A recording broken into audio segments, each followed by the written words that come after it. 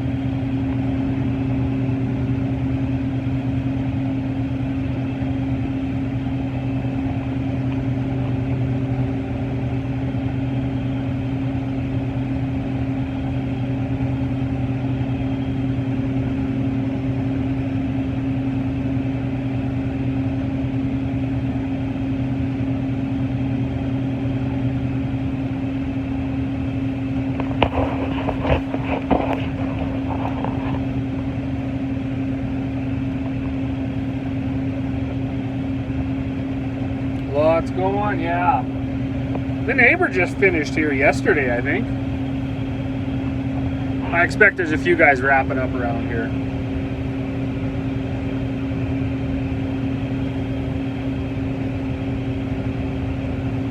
We don't got too terrible much either. Got 300 more of canola, and then 150 of peas and canola, and then 50 of oats.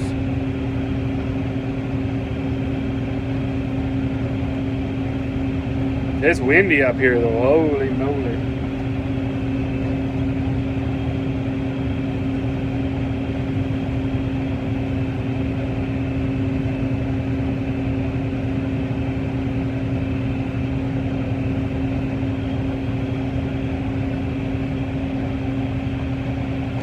Not where we are, but a little bit further north they were.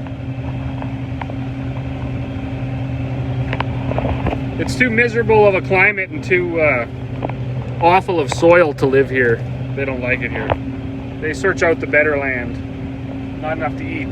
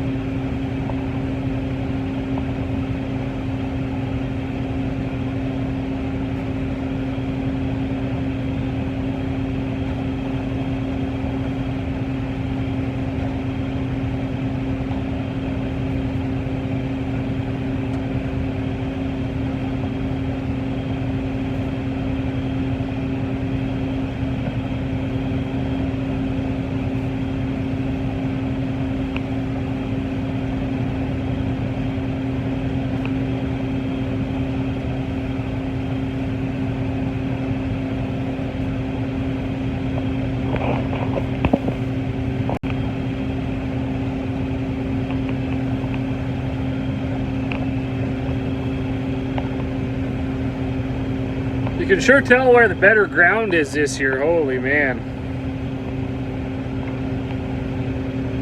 Some parts of the fields are pretty good, and other parts they just fall right off.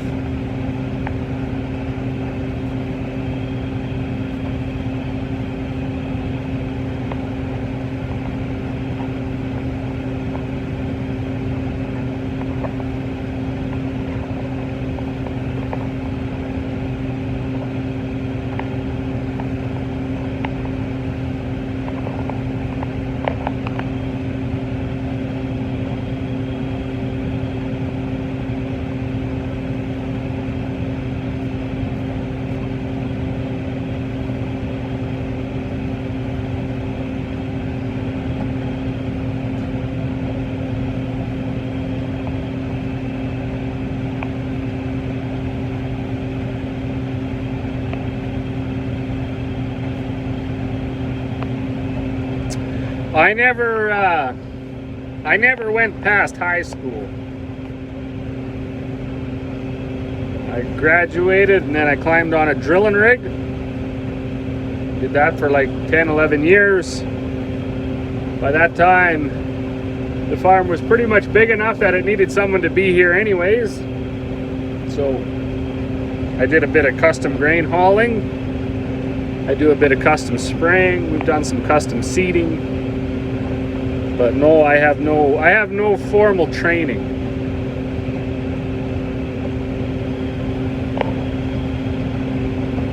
Not sure it's all that important, to be totally honest with you.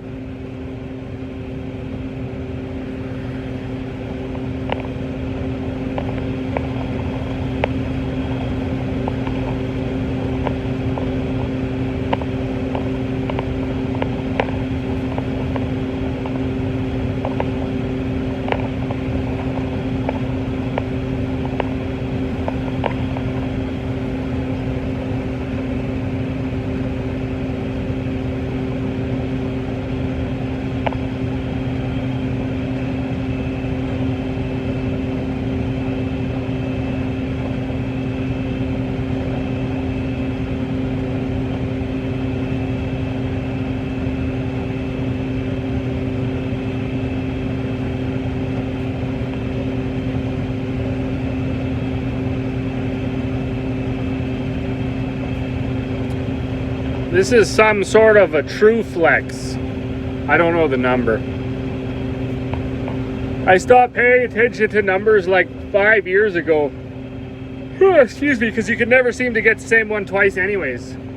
We grew L120 one year and we had really, really good luck with it. And then we tried to get it again the next year and they didn't have it anymore. We were supposed to get something else.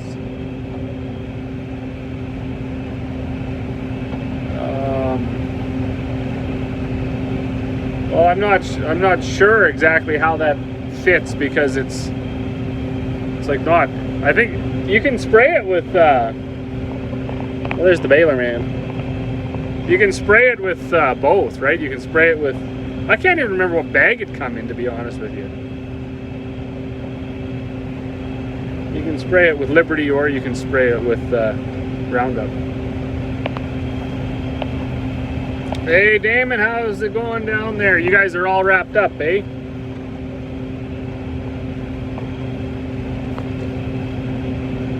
We're sort of slow going here on this canola. It's not running very good, so. It's so windy, we can't even bring our, we have to just use our Super Bee. We can't unload into our little trucks, it blows the canola away. So, we come out, we get a Super Bee load, we go home. Come out, get a Super Bee load, go home.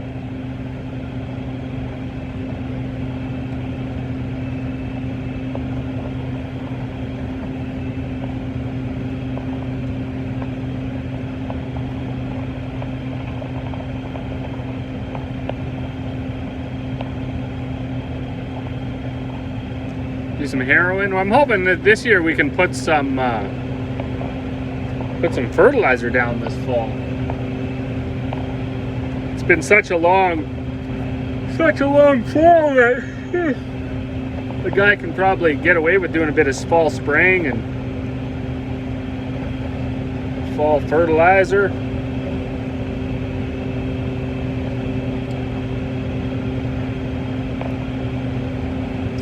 We always like to wrap the combining up before we start too much else though, because you know what happens if you get spread out and somebody's 2-3 miles away in a tractor and somebody's 3 miles away in a grain truck, and then all of a sudden you need help and nobody's got a pickup.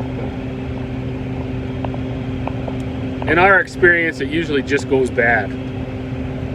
Everybody's mad and short fused and spread thin, worn out, so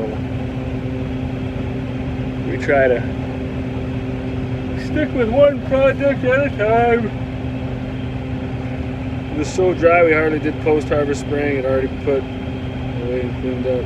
Oh yeah, well same here. Well, the one crazy thing about the canola, I was talking to an old boy yesterday. He stopped me, he was riding around with my mom. He was like, he goes golfing all the time, and so he drives all around to different golf courses. And he was saying he really noticed up in our area this year the canola something was wrong with the canola.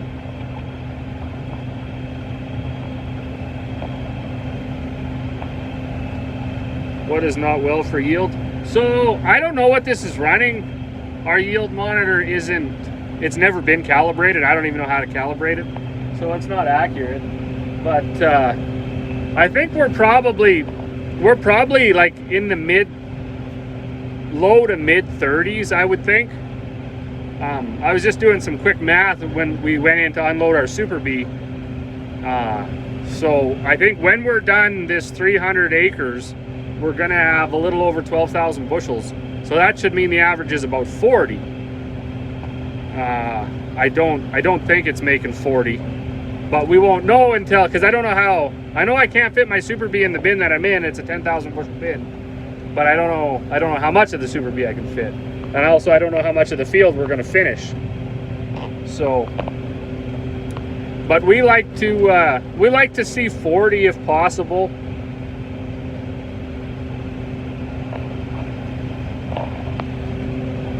Like, you know, right here, this is not making 40. Like, you'd be a fool. That's a 35-foot swath. I mean, it peters out to almost nothing. But the craziest thing, like, so the only thing that's right is the moisture.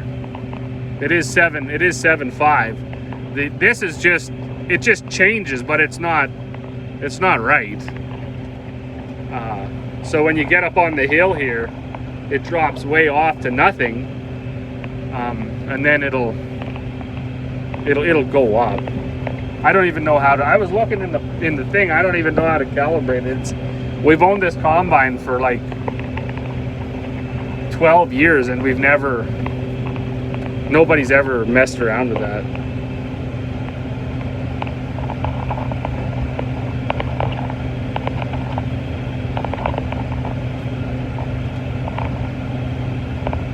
We were just talking about that today, Damon.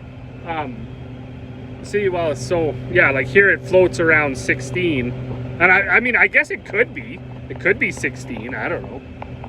I would think it's nothing. Like, it's just a little pittance of a swath, but I don't know how to. We don't have a grain cart, so we can't. I guess I could, like. Well, it says it wants you to. Well, I don't know what it said in the book there. But there was a way to calibrate it, but you basically need a grain cart, I think, and we don't have one, so. But yeah, we were talking about that who's that guy? You can go down a swath, and it's like as big as your pickup, and it yields 10 bushel an acre, and then you can go down a swath that looks like it's nothing, and it's all seed. Canola is really weird that way.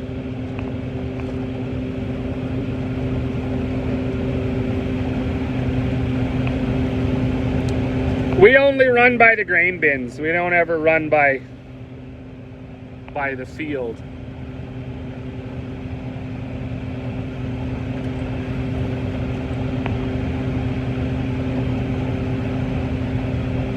See, and now in the same spot it was like at 28, and then I didn't even point probably far enough.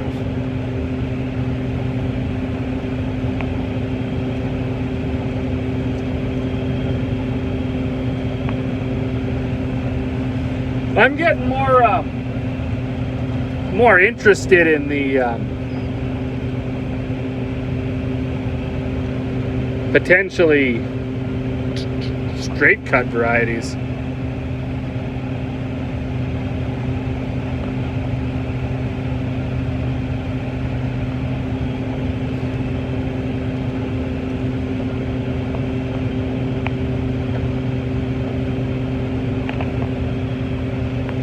See, and then it's you know, the swath is real shitty here again, and it was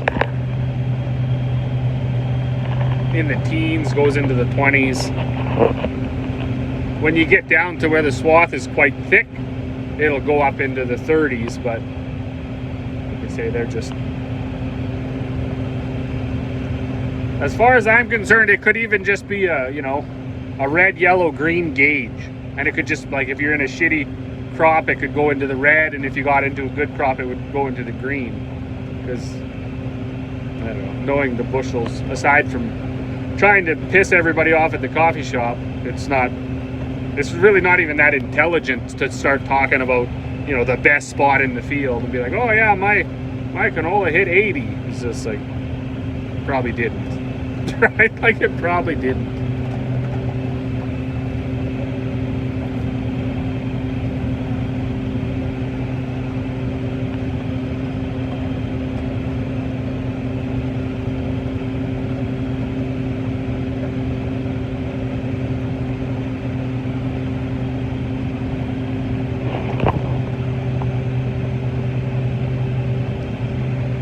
It's also been quite difficult to thrash this year.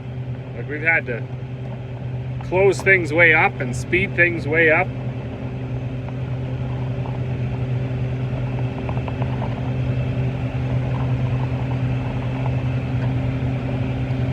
$40 to $50 bushels more than you were, and you were getting 30. So they were combining 70 to 80 bushel canola. Is that what you're saying? That would be absolutely unreal.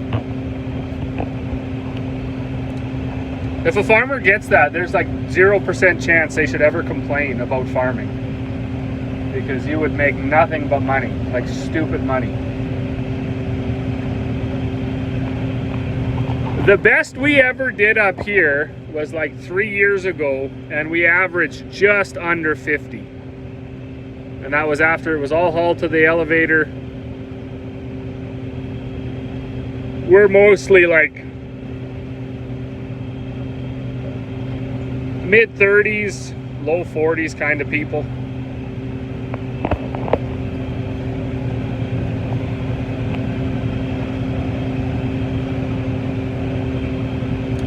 That being said, though, if I get to combine on the one on the other side of the trees here, that is nuts. So I swathed all our canola, so I knew kind of what to expect. And when you get down to the east side of this quarter, the swath gets really big. The yield monitor goes up, so you know the crop is better. Over behind us, because this is an east-facing slope, so it's really low down here, and then it climbs all the way up to the west. Along that slope, it was just nothing. It was just too dry. Didn't get enough water. So I knew that. But on the other side of the trees, it flattens out, and the creek floods back into there lots of times. So there's a lot of like silt deposited in there. Holy shit. That was like end to end good, like big swath, and lots of pods and everything. Lots of this stuff was just shitty, spindly little, well, you could see, like, you can, I don't know, maybe you guys can't see on the phone, but like a 35-foot swath should be pretty. Last year and the year before, that windscreen there, we had to take it off. The swath wouldn't even go through it. So these are like older combines, older headers. They're not the fancy new ones where everything's adjustable. So we actually just took it right off.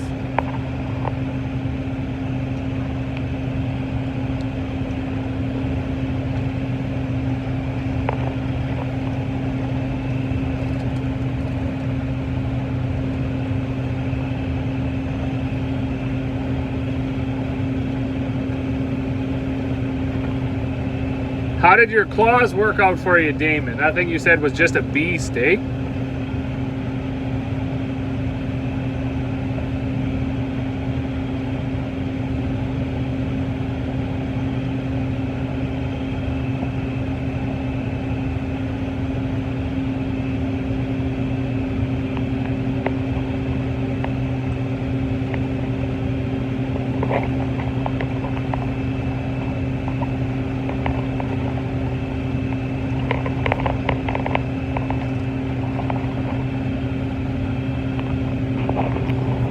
And then there you go, where the swath gets like noticeably bigger, noticeably heavier, then the yield jumps right up to whatever.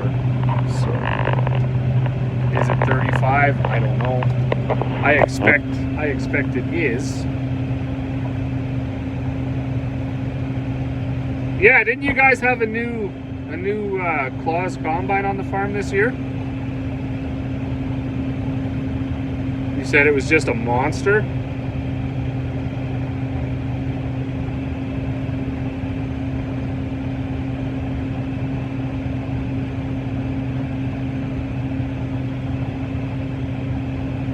I really think that the blooms, we got to up our combining game. Like, there's really nothing wrong with that 9610, and there's really nothing wrong with this 9750, but they're getting a little,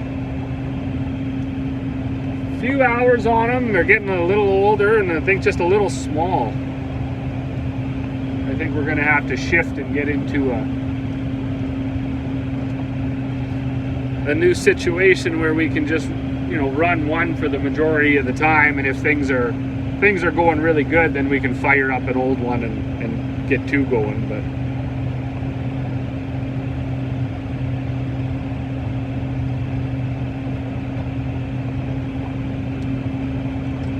yeah, I'm just not too pumped about our local dealer.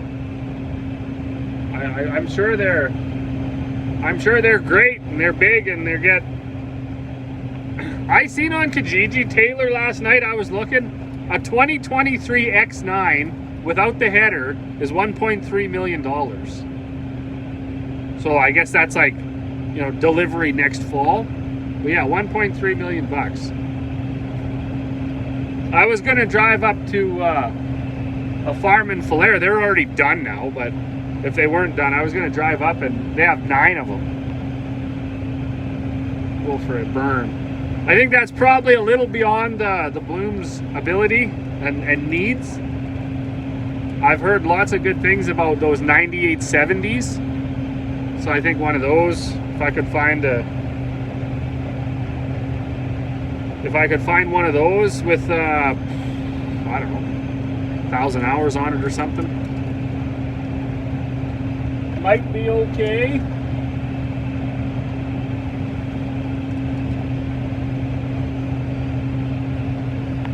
But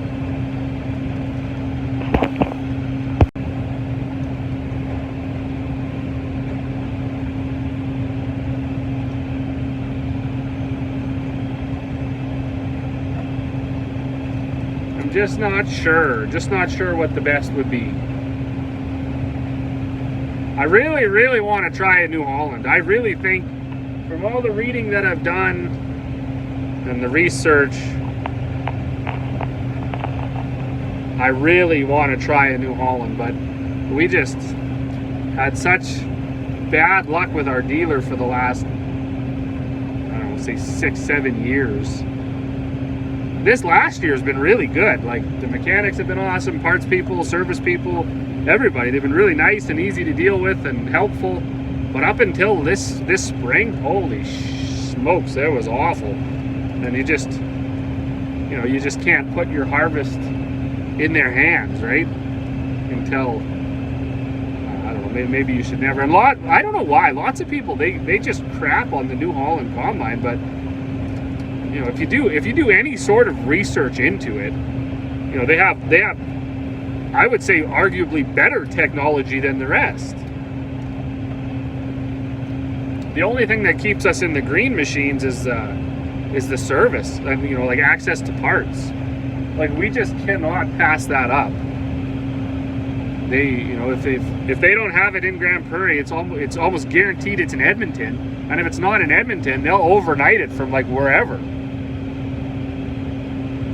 And when we bought this combine, actually, there was some issues in it. It wasn't, you know, he even said they didn't pre-deliver it very good, or I guess you don't call it pre-delivery because it was used, but they hadn't sent it to their shop and inspected it. But we wanted a combine, and we wanted this one because that's what they had sitting there, and it looked like it would work for us.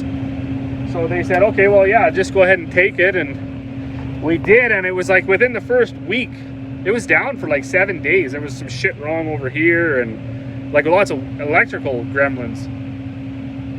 John Deere, they ate the whole bill for that. They didn't charge us anything. And then they brought us out an S680, and they left it here for 7 days. Even once this combine was up and running. Like, how do you pass up that kind of service? You can't even, you can't. There's no way.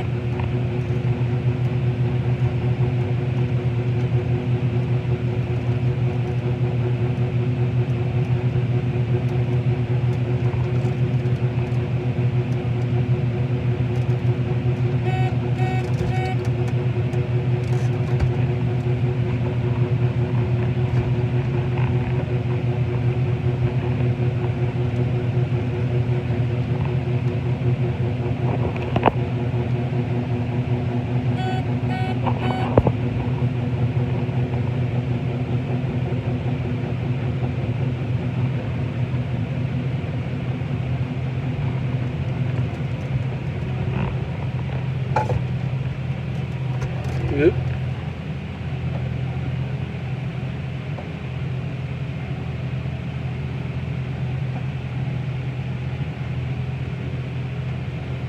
I was gonna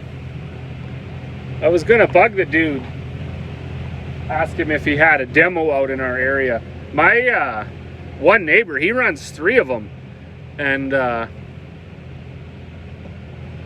like no kidding, it was last year, and we were done. Everybody finished. It was really good harvest, really nice weather. You know, we didn't hardly dry anything. Yields were decent, so on and so forth. And that was a pretty widespread area around the Peace Country. So I'm driving around, looking at different, you know, on the way to town, checking out different fields. I kind of know what people have for machines, and I drove by mine, and oh yeah, there's some green trails here, especially in the wheat last year.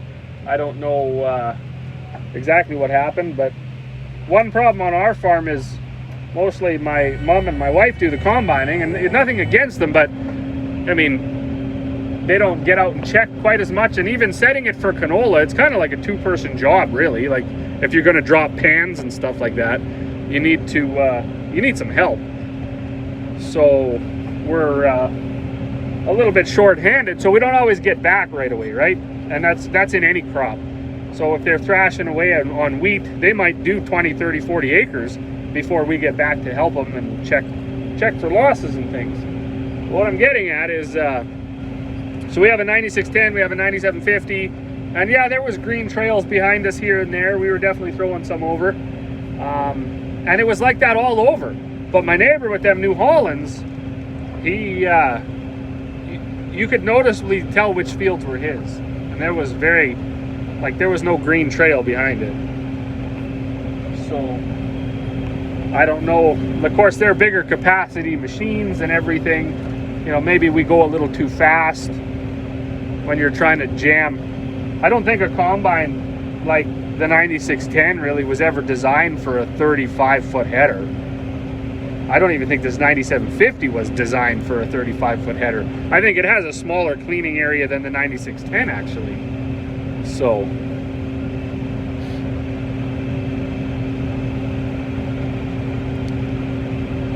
but A guy doesn't, you don't want to get too brand loyal, I guess. We go where we get good service, and that's that. All the machines are pretty good. You know, maybe with the exception of like them Versatiles. I've seen a few of them on auctions and stuff, and I don't even know who services them, but they might be a, you know, might be something a guy would want to stay away from. That being said, I've never been in one. Maybe they're just fine too. I don't know what they have for capacity and things.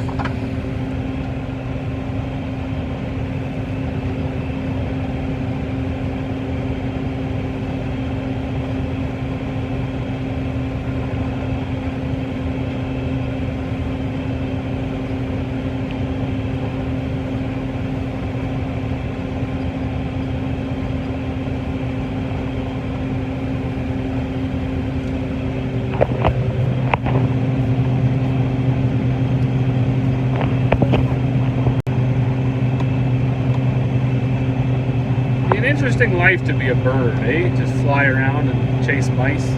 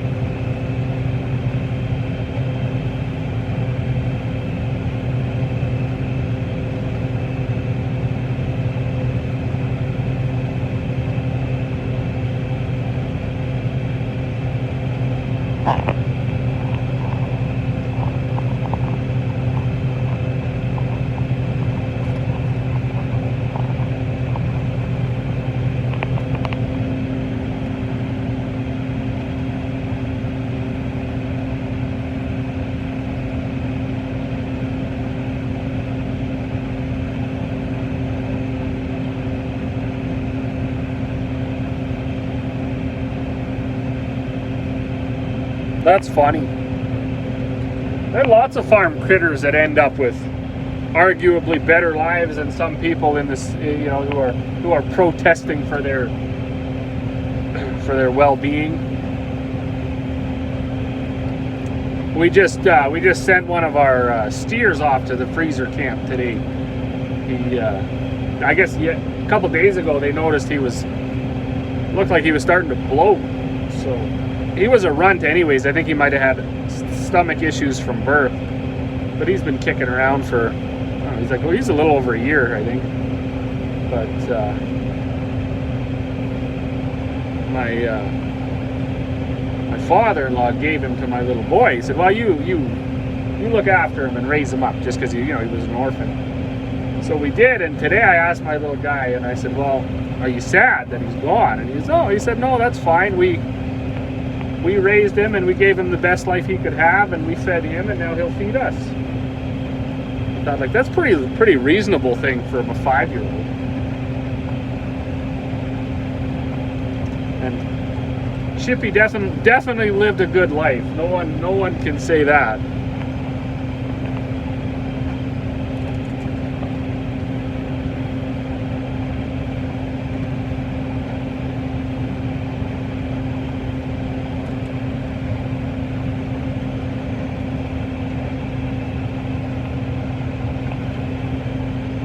All right, Damon, hopefully I can get together with Stan here soon enough, and we'll pop on and do another live.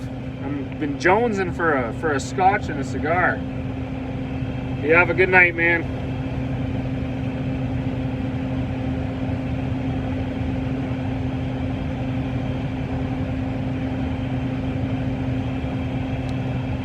I should probably pop off here too and do some message checking, I guess. Not sure who's all left on here. Maybe nobody. Nobody has anything to say anyways. A